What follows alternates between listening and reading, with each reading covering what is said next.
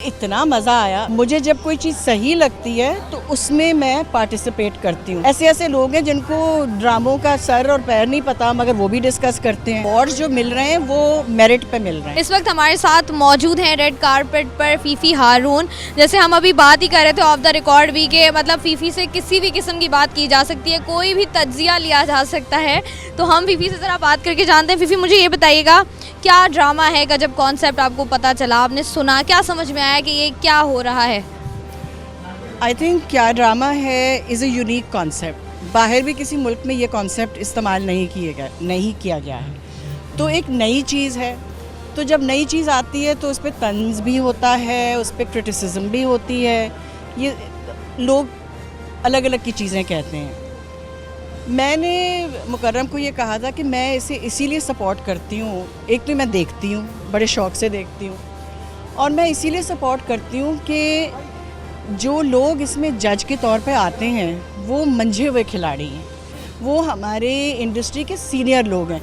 अगर आप कल एक ड्रामा करें जिसमें आप ये ड्रामा नहीं, अगर आप ये शो करें जिसमें आपने कहा सबीना फ़ारूक आप आ जाएं एज अ जज, ठीक है, वेरी गुड एक्टर बट नई है इंडस्ट्री में, ठीक, या आप इसी एज के छोटे बच्चे बुला लें कि आप वो नहीं कर सकते, वो नुमान इजाज़ को नहीं या अदनान सिद्दीकी या क्रिटिसाइज़ नहीं कर सकते, और करना भी नहीं चाहिए इन अ पब्लिक सिचुएशन।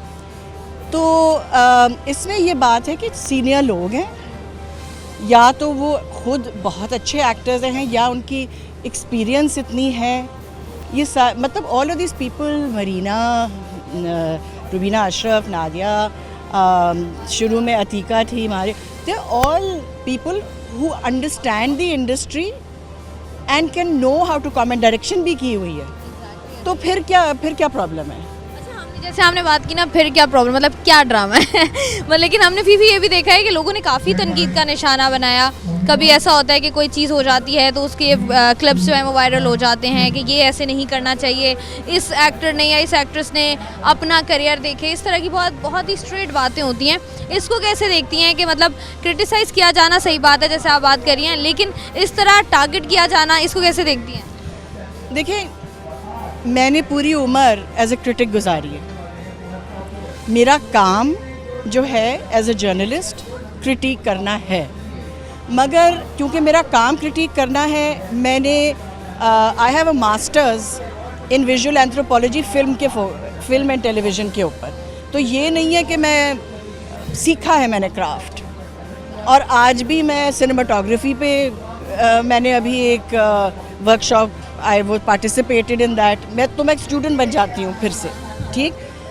तो मेरा ये ख्याल है कि मैंने ये जो अभी किया था, पिछले हफ्ते आई वॉज द गेस्ट जज, मरीना वॉज नॉट हियर, तो मैं गेस्ट जज रही हूँ। तो इतना मज़ा आया। मैं ऐसे प्रोग्राम में कभी ना आऊँ जिसमें मुझे बिलीफ ना हो। मुझे जब कोई चीज़ सही लगती है तो उसमें मैं पार्टिसिपेट करती हूँ, सही नहीं लगती तो मैं पार्टिसिपेट नहीं करती।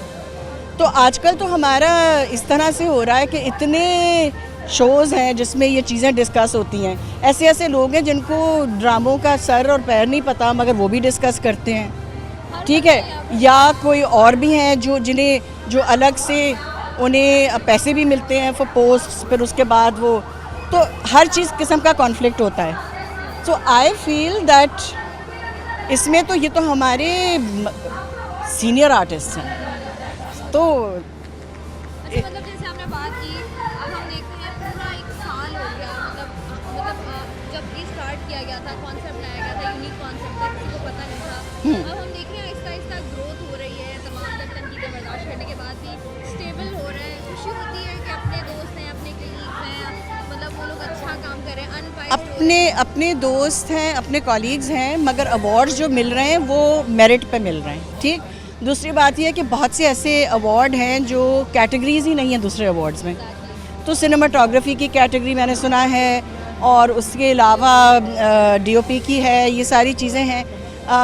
तो एक अच्छी बात है कि आप टेक्निकल लोगों को भी बिहाइंड द सीन्स जो काम करते हैं, सिर्फ डायरेक्टर को नहीं आप संभाल रहे, आप दूसरों को भी अवार्ड कर रहे हैं। आप नेगेटिव रोल में अच्छा लग रहा है कि आप मेल फीमेल साथ नॉमिनेट हो रहे हैं, तो ये साथ, सो इट्स अ स्टार्ट देखें।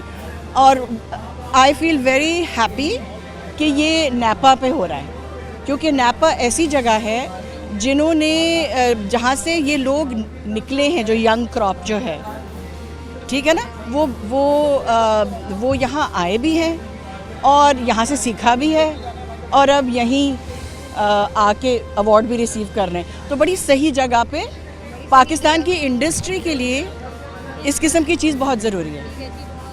या फीफी हारून हमारे साथ मौजूद थी, बहुत अच्छी बातें कर रही थी कि नापा में हम लोग मौजूद हैं। ज़रा हट के कॉन्सेप्ट आया है, फर्स्ट ड्रामा आइकॉनिक अवार्ड 2023 क्या ड्रामा है विद मुकर्रम कलीम। हमने देखा बहुत एक लंबी जर्नी है, कहने को सिर्फ साल हुआ है लेकिन बहुत बड़ी और बहुत लंबी जर्नी है जिसमें अप्स एंड डाउन्स आते रहे हैं। एंड फीफी जो है वो एज अ सपोर्टर खड़ी रही हैं हमेशा। Thank you so very much.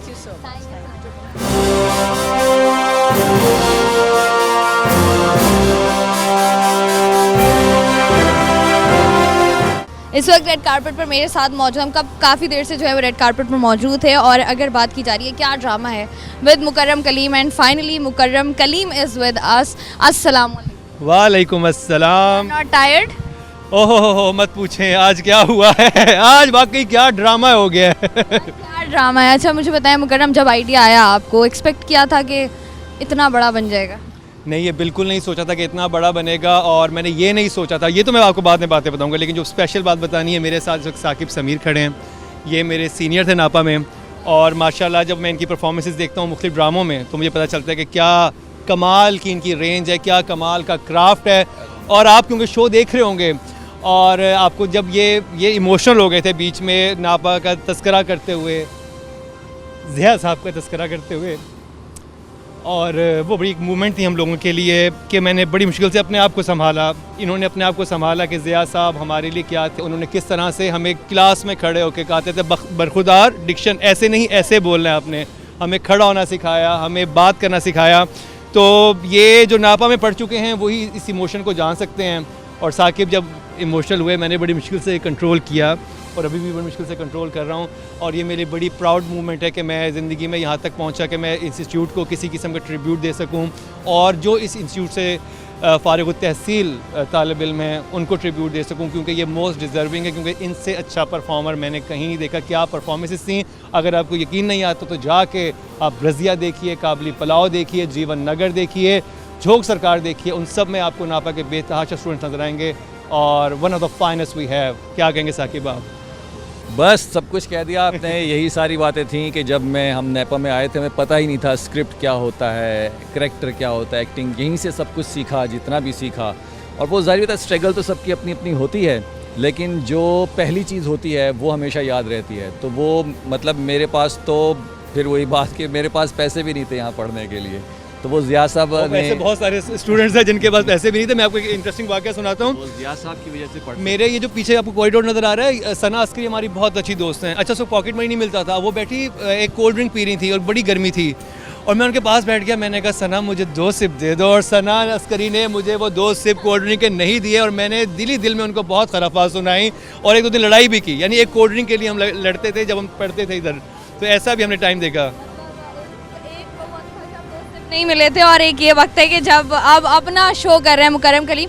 जैसे बात कर रहे थे नापा की एक अपनी वैल्यू है, हम देखते हैं बहुत फाइन एक्टर्स और एक्ट्रेसेस यहाँ से निकलते हैं, और अभी भी देखा जाए तो ये एक इंस्टीट्यूशन है जो सिखाता है। साकिब कैसा लग रहा है, तो अवार्ड भी जीत कर और उसके बाद इतने बैक टू बैक ड्रामे ही ड्रामे, सारे नेगेटिव? देखें, अगर पहली बात और आखिरी बात तो सिर्फ अल्लाह ही अल्लाह है।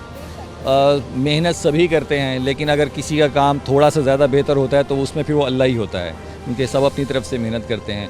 और फिर उसके बाद आता है डायरेक्टर्स, राइटर्स, क्योंकि ये ऐसा काम नहीं है कि सिर्फ अकेला बंदा कर सके, और क्योंकि ये सबसे मुश्किल आर्ट इसलिए कहलाता है कि ये वाहिद आर्ट है जब आप कर रहे होते हैं तो देख नहीं सकते अपने आप को। पेंटिंग जब बना रहा होता है ना पेंटर, तो देख सकता है, जब म्यूजिशियन कुछ बना रहा होता है धुन सुन सकता है, स्कल्पचर जब बना रहा होता है वो देख सकता है, राइटर जब लिख रहा होता है तो देख सकता है वो क्या उसमें तस्सीह कर सकता है, एक्टर नहीं देख सकता कि वो क्या कर रहा है। तो वो सारा रिलाई करना पड़ता है डायरेक्टर पे। तो डायरेक्टर जैसे करवाए, जैसे उसने सोचा हुआ है, तो उसके बाद अगर अच्छी चीज़ निकलती है तो उसमें डायरेक्टर का बहुत बड़ा हाथ होता है। बिल्कुल। तो वो काशिफ निसार जो हैं वो मतलब कह दें गॉड फादर कह लें या क्या कह लें कि मेरे अच्छे सारे काम, बिल्कुल जादूगर हैं वो। बहुत शुक्रिया, साकिब हमारे साथ मौजूद थे और वो बता रहे थे, एक्सप्लेन कर रहे थे कि किस तरीके से जो है वो एक एक्टर कितनी मेहनत करके जो है वो सारे काम काज कर रहा होता है, किस तरीके से जो है वो मेहनत कर रहा होता है।